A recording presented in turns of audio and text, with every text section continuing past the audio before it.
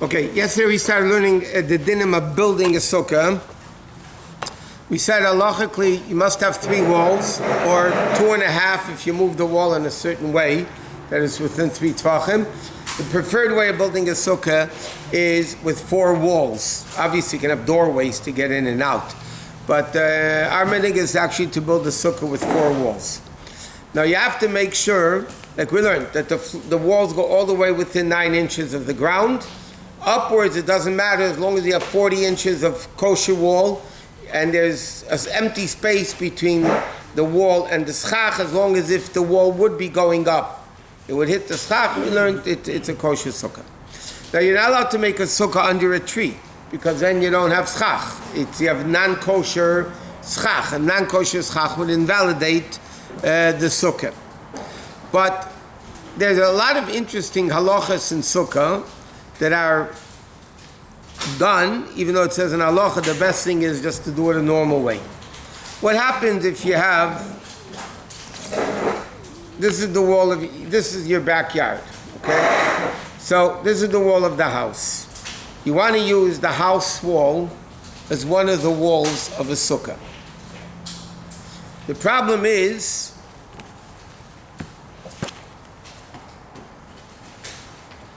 that and from the house, over the house wall, there's an overhang. Okay, here's your backyard. This is the outer wall of the house. The problem is there is an overhang protruding from this wall of the house that you want to use as one of the walls of a sukkah.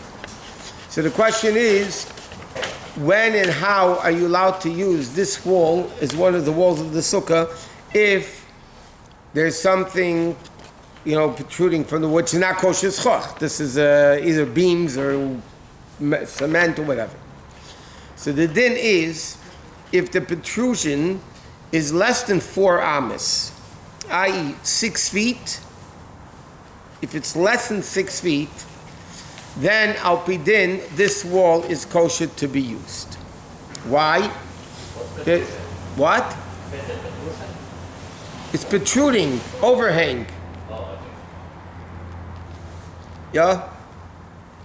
Okay. The din is, if the overhang is less than 4 amas, which is 6 feet, it's kosher. How is it kosher? That's not a kosher part of the sukkah, and you're using it as one of the walls of the sukkah. So there's a concept what's called Halacha l'Moshe Sinai, like all these other dinim were given to Moshe Rabbeinu at Har Sinai. It's called Deifen Akuma. Deifen Akuma actually means a bending wall, a crooked wall. Halachically, if the protrusion, is less than 4 amas, halachically, the wall moves over. Again, like halachic walls that go up and down. Okay. Deifen Akuma, practically speaking, is if it's less than 4 amas, 6 feet, this overhang over the sukkah, the wall halachically is moved over. So you can use that wall as part of the sukkah. Now obviously you can't sit under that part of the sukkah because it's not a kosher schach. But the wall could be used because it's considered the wall moving over. And therefore you have the same din like this. What happens if you have a tree next to the sukkah, but the branches are bending over the sukkah? They're not covering the whole sukkah, then you have a problem. But if they're covering part of the sukkah less than 6 feet, it doesn't matter because the wall of the sukkah moved over. So again, that would be a kosher sukkah that you would be allowed to, you can't sit under the non-kosher schach, but it's a kosher sukkah. Another interesting din, which doesn't apply in California, but applies in New York. And this is this din I'm saying now applies definitely here. The din is, the Torah says the expression, Chag HaSukkos ta'aseh. You have to make the sukkah. From there we learn out, you have to make the sukkah. The sukkah cannot be made. You have to actually make a sukkah. You can't have the sukkah passably made. You have the same thing by tzitzis. The Torah says, Gedilim tasa locha. You have to make the tzitzis. What happens, you take a corner of the garment, and you put tzitzis in it, and then you sew it to the garment. You cut, like the corner of the talus, right? So that has tzitzis on it. But what happens if that would be torn off? And then you make the tzitzis, and then you sew that part to the rest of the garment. So then what happened is you didn't make tzitzis on the corner of the garment. By sewing that corner to the garment, the tzitzis became made. And the same thing applies to sukkah, meaning like this. If I put up the schach first, and then the walls, okay? So then when the walls are being put up, the sukkah is the schach. The sukkah is the schach. So if I first put up the schach, and then I decide to put up the walls, so then the sukkah is not being made. I'm not putting the schach on the sukkah.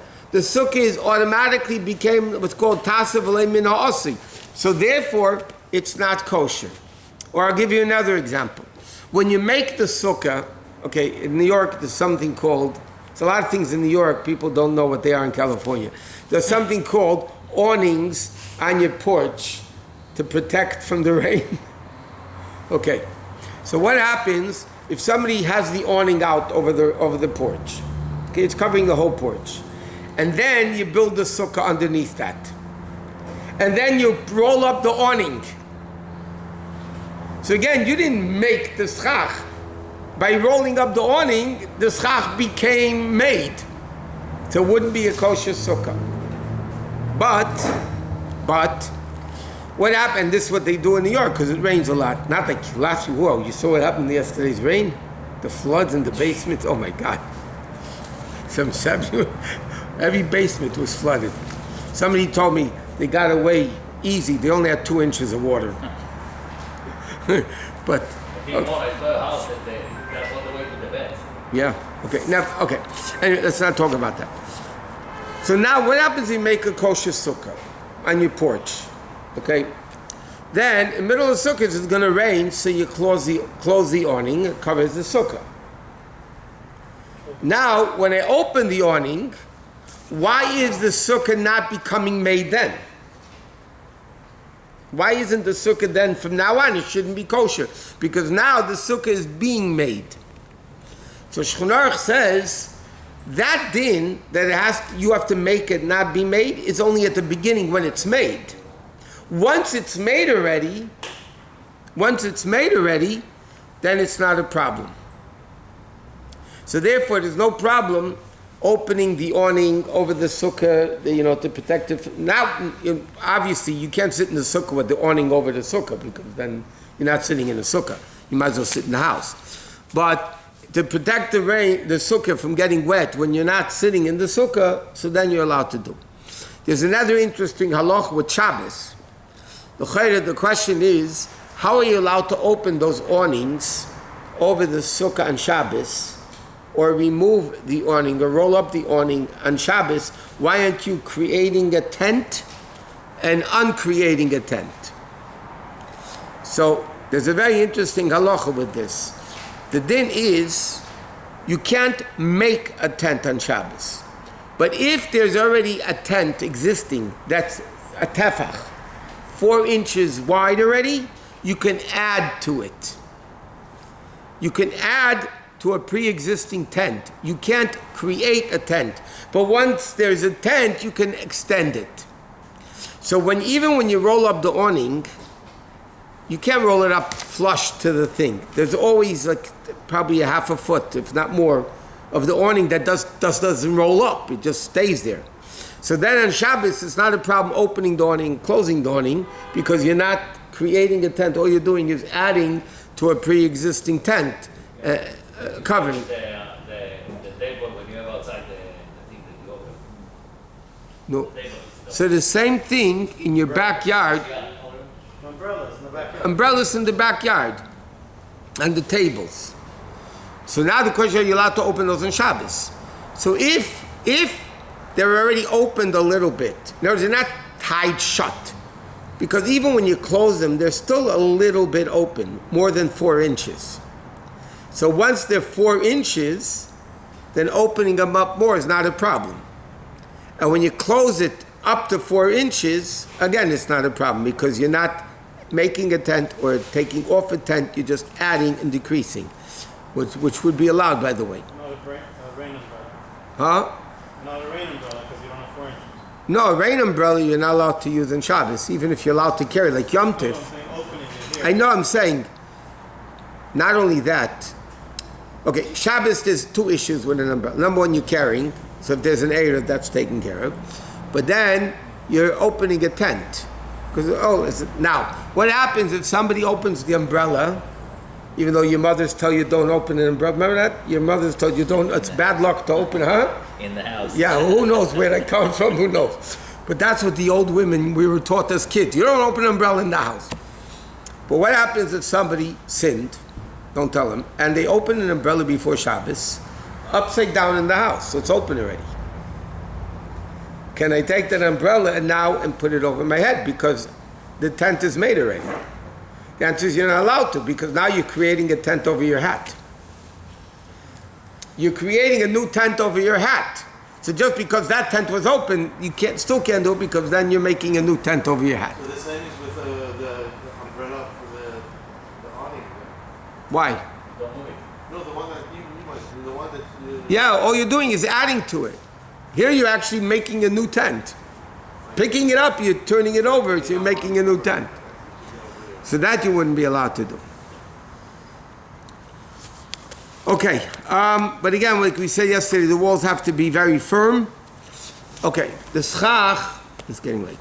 Okay, the schach has to be 2 criteria for schach. It has to be something that grows in the ground and something that's not mekabel tumah, something that doesn't become tamei. Okay? Something which is a vessel is mekabel tumah. It does receive impurity. So you couldn't take, let's say, wooden basket, wood grows in the ground, right? Wouldn't take wooden baskets and just line them up as chach over the top of the sukkah because a keli, a vessel, is mekabel tumah. So you couldn't use that as chach. Not tomorrow night was okay. Next week, Mishnah will discuss about the sukkah mats. You know, the mats that everybody is using for sukkah. We'll discuss the issues with it and against it and for it and how to solve the issues and so on and so forth.